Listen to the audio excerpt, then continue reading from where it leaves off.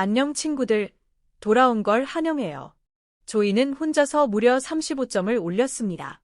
공격 성공률은 리그 최고 수준이었고 코트 위에서 그의 공격은 도저히 막을 수 없어 보였습니다.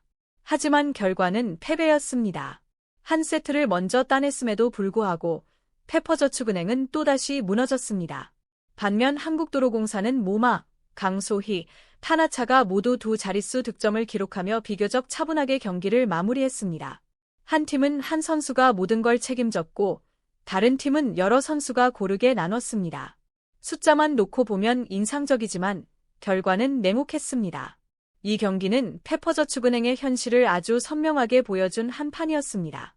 그렇다면 조이가 폭발했는데도 페퍼는 이기지 못했을까요? 그리고 도로공사는 어떻게 위기를 넘겼을까요? 지금부터 이 경기의 진짜 이야기를 짚어보겠습니다. 페퍼저축은행은 1세트를 25대 23으로 가져갔습니다. 점수는 접전이었지만 내용은 분명한 차이가 있었습니다. 두 팀의 공격 성공률은 모두 50% 안팎으로 비슷했고 범실도 나란히 6개씩 기록했습니다. 숫자만 보면 승부를 가르기 어려웠지만 랠리가 길어질수록 흐름은 점점 페퍼 쪽으로 기울었습니다. 그 차이를 만든 건 바로 디그였습니다. 페퍼는 수비에서 한 번 더 공을 살려내며 공격 기회를 이어갔고 그 과정에서 도로공사의 공격 리듬을 조금씩 흔들었습니다. 그 중심에는 조이가 있었습니다. 조이는 1세트에서만 11점을 기록했고 공격 성공률은 80%에 육박했습니다.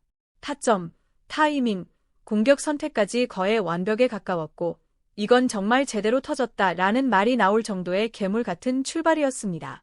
리시브가 완벽하지 않은 상황에서도 조이는 세트 후반의 중요한 볼을 모두 책임지며 페퍼의 흐름을 붙잡았습니다. 반면 도로공사의 삼각 공격 자체가 나쁘진 않았습니다. 강소희와 모마가 각각 5점, 타나차가 4점을 올리며 공격 루트는 비교적 고르게 분산됐습니다. 문제는 디테일이었습니다. 특히 모마는 1세트에서만 범실 3개를 기록했는데 공격 효율은 나쁘지 않았지만 동작 하나하나에서 다소 무거운 모습이 보였습니다. 직전 경기에서 40점이 넘는 공격을 펼친 여파가 느껴지는 장면들이었습니다. 결국 1세트는 큰 격차의 세트라기보다는 페퍼저축은행이 수비 집중력과 조이의 결정력으로 따낸 세트였습니다. 하지만 2세트에 들어서자 분위기는 완전히 달라졌습니다. 1세트를 내준 한국도로공사는 리시브 안정을 되찾았고 공격 흐름이 살아나기 시작했습니다. 그 중심에는 역시 모마와 강소희가 있었습니다.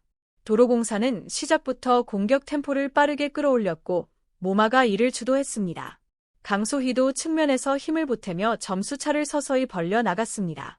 반면 페퍼저축은행의 리시브는 2세트에서 눈에 띄게 흔들렸습니다. 서브 리시브가 무너지자 세터 이원정의 선택지는 크게 줄어들었고 공격은 다시 조이에게 집중될 수밖에 없었습니다.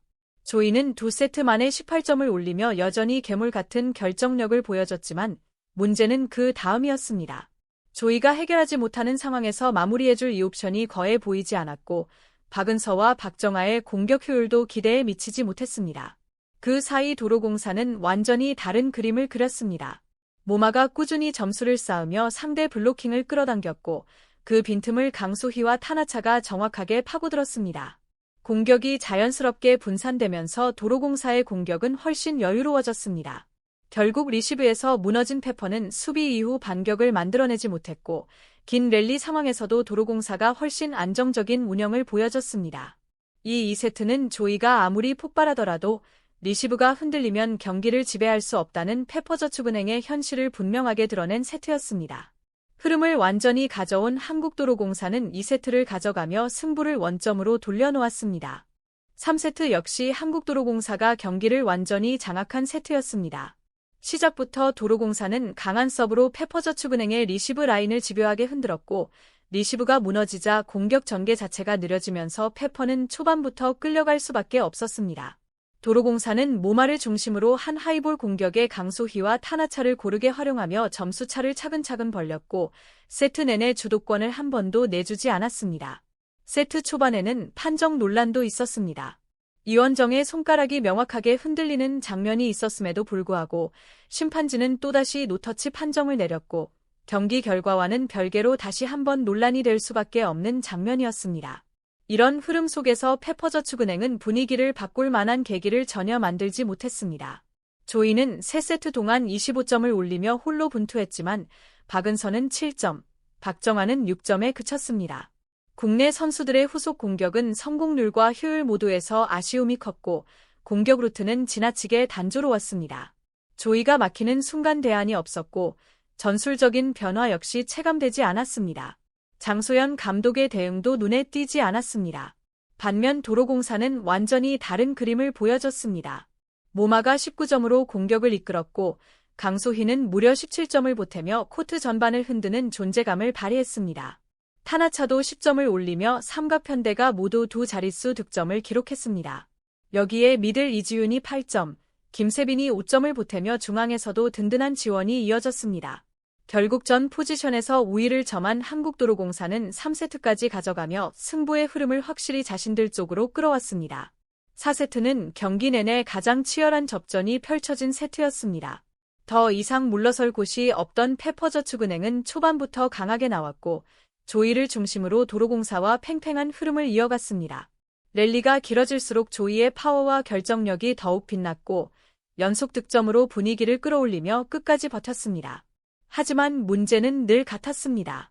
결정적인 순간마다 선택지는 조이뿐이었고 모든 승부처의 공이 조이에게 향했습니다. 상대 블로커들 역시 이를 이미 알고 있었고 대비는 완벽했습니다. 반대로 도로공사는 위기 상황에서도 훨씬 여유가 있었습니다. 모마는 하이볼 상황에서 안정적으로 득점을 쌓았고 강소희는 서브 이후 전환 공격에서 정확한 사드로 흐름을 이어갔습니다. 타나차 역시 중요한 순간마다 득점에 가세하며 3명의 공격수가 번갈아가며 코트를 공략했습니다. 세트 후반 20점 이후에는 두 팀이 점수를 주고받았지만 결정적인 순간의 완성도는 분명히 달랐습니다. 결국 24대 24 듀스 상황에서 한국도로공사는 끝까지 집중력을 유지하며 연속 2점을 따냈고 26대 24로 4세트를 마무리했습니다. 페퍼저축은행은 1세트를 따내며 기대를 키웠지만 결국 또다시 같은 패턴으로 무너졌습니다. 조이는 무려 35점을 올리는 괴물 같은 활약을 펼쳤지만 다른 선수 중 두 자릿수 득점을 기록한 이는 없었습니다. 반면 도로공사는 모마 28점, 강소희 22점, 타나차 14점으로 세 공격수가 모두 두 자릿수 득점을 올렸습니다. 2세트, 그리고 이 경기는 한 선수의 고군분투와 완성된 삼각편대의 차이를 너무나도 분명하게 보여준 한 판이었습니다. 공유와 구독, 좋아요.